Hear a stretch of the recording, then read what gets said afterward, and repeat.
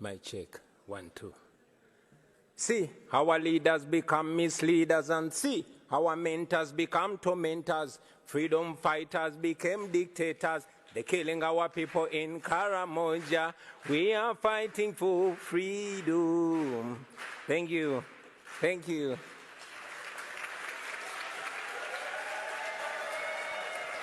Thank you. Thank you very much.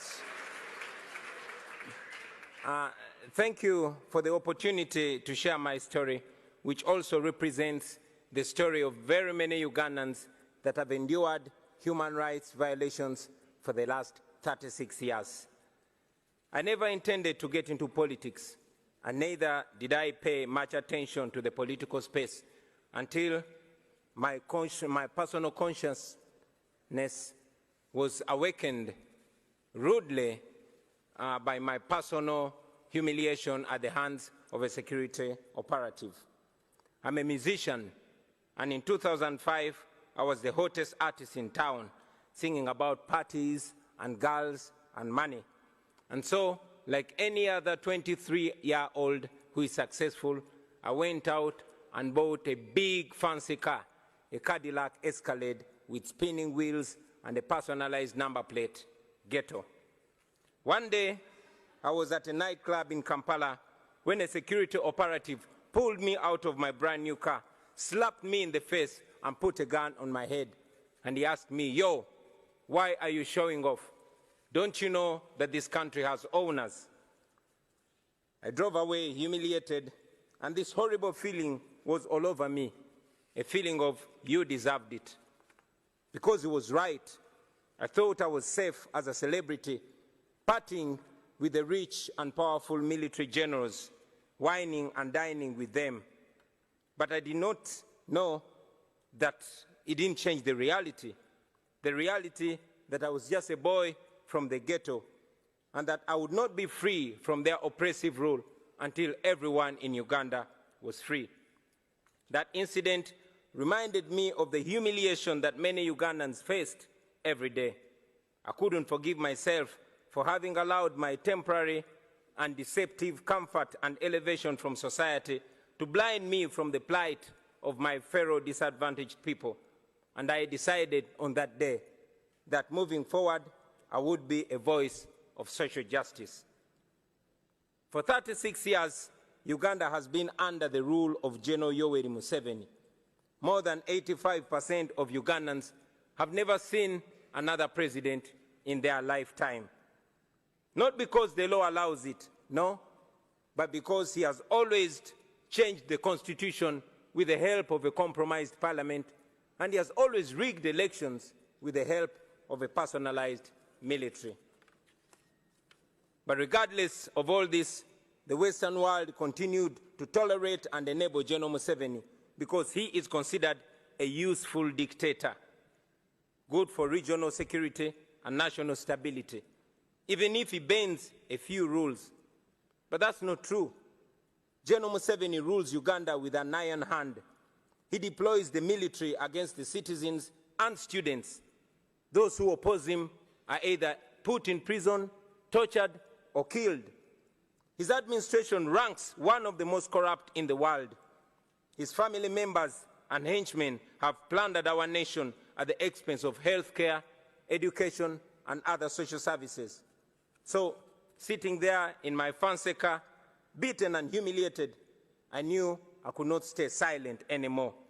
So, for the next 10 years, I dedicated my music to the plight of the common Ugandans and the fight for human rights. In 2016, General Museveni rigged the election and declared himself president again. And that's when I decided that if the parliament could not come to the ghetto would go to the parliament. In 2017, thank you. In 2017, I decided to run for a parliamentary seat. Our constituency campaign turned into a national campaign, and we won the seat with 80%. Then we started the People Power movement to awaken a generation of young Ugandans, talking to them about democracy and explaining to them why they must get involved. This annoyed General Museveni, and from then we were branded as enemies. In 2018, while on a campaign trail in the northern Ugandan district of Arua, General Museveni decided that it was too much for him to take. He alleged that our supporters had stoned his motorcade, and for that reason, the military was given orders to shoot and kill. I had just stepped out of my car when suddenly I heard gunshots, blah, blah, blah. My driver and friend, Yasin Kauma, was shot dead in the car seat that I had been occupying just a few minutes earlier. I took a picture of him and tweeted it, him lying in a pool of blood. I tweeted it with the caption, "Police has shot my driver dead, thinking they've shot at me." And then the Special Forces Command, a section of the military that is led by General Museveni's son, Muhoozi Kainerugaba, started hunting for me. For the next 8 hours, I hid in a random hotel room as they broke down every single door looking for me. Meanwhile, my tweet went viral, and suddenly the entire world was watching Museveni. So when they finally found me, they did not kill me, but they tortured me to near death. I was detained in a military base for several days. Not even my family knew where I was. I later learned that people protested in very many parts of the world calling for my release. And for this, I am forever grateful, because if it was not for that pressure, I'm sure I would not be alive to talk to you today. In a military court, I was charged with the offense of annoying the president, treason, and illegal possession of firearms. They displayed 2 machine guns to prove that. And of course, these were trumped-up charges. Out of shame, the firearms charges were later dropped and the guns disappeared. 2.5 years later, that case has not been heard. So, in 2019, I announced that I was running for president. Now, under General Museveni's Uganda, that means 3 things. It either means prison, or being forced into exile, or death. But we were ready for all that. And yes, that's exactly what happened. We endured the most horrifying campaign, the most violent campaign, the most brutal and murderous campaign you can ever imagine. In November 2020, I was arrested for allegedly violating COVID-19 regulations, a convenient excuse for Museveni to suppress his political opponents. Our supporters protested against my illegal detention, and the military went on rampage.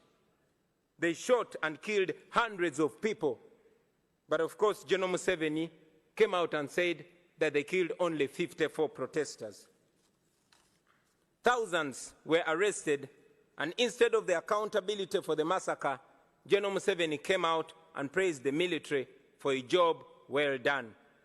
A few days later, my bodyguard and friend, Frank Senteza, was deliberately run over and killed by a military police car. Thousands of our supporters were then abducted by security operatives in unmarked vehicles called drones in Uganda. And as I speak to you right now, many are still missing, while others are still in illegal detention, simply for supporting me and our party. Those who were lucky to return, they came back with severe torture marks and horrifying stories. Stories of eyes and fingernails plucked out, stories of men being castrated and women being raped in detention. But we never gave up, and we will never give up. It wasn't me challenging General Museveni. No, it was an entire generation. And for the first time, there were no tribal lines, there were no religious lines, there were no class lines. The entire population was speaking with one big voice. All our people were saying, people power is our power. It was the biggest public phenomenon that I had ever seen. Now, I had been a celebrity, I had done hit songs, I knew what it meant to be famous and having people chant your name wherever you go. But this was different. On election day, after casting my ballot, I went home only to find my house surrounded with hundreds of soldiers, and later I learned that the same was happening to all our party offices across the country. The internet was switched off. Mainstream media was placed under strict censorship. Any radio station that dared to report on the election was immediately shut down. Radio presenters and journalists were arrested. And so in this complete blackout, General Museveni declared himself winner of the election again. International authorities challenged the results as fraudulent, not free, and not fair. But I remained under house arrest for the next 11 days. Ladies and gentlemen, it is not an exaggeration to say that my life is in danger because I live in Uganda, and after here, I am going back to Uganda. I have lost friends and colleagues at the hands of security forces. I have been arrested and charged very, very many times, and my only crime has been challenging General Museveni's dictatorship. I'm therefore here to tell the world with clarity that General Museveni is not the leader you think he is.